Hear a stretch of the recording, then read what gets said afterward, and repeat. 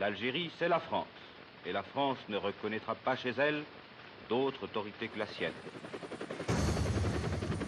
En 15 jours, les effectifs de l'armée sont doublés. Les ratissages commencent. À l'époque, l'appartenance de l'Algérie à la France relève de l'évidence. Elle est même divisée en départements.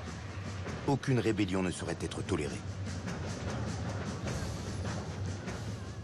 À aucun moment, je n'ai eu conscience qu'il s'agissait d'une lutte pour l'indépendance. Nous étions formatés dans une Algérie française qu'il ne fallait pas contester.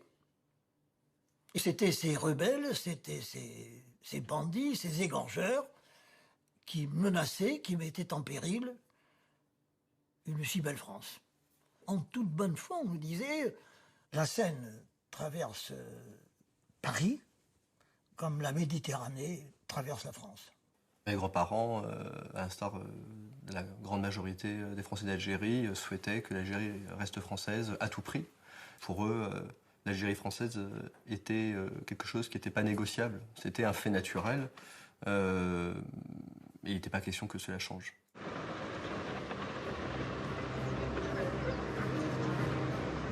Le pouvoir est sourd, mais il n'est pas aveugle.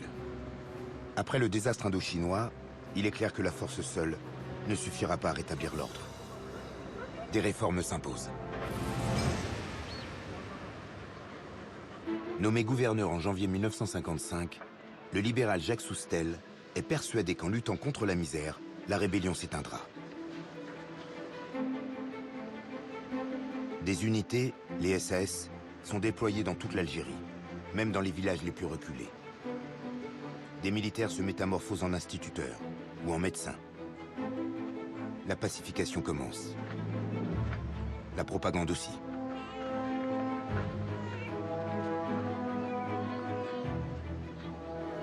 Mais qui aurait dit à l'officier sorti de Saint-Cyr et des stages militaires que sa mission le conduirait à pommader le derrière des nouveaux-nés? On aurait tendance à sourire, mais l'émotion est la plus forte parce que l'on comprend qu'ici, dans ce village perdu, la sollicitude est une nécessité.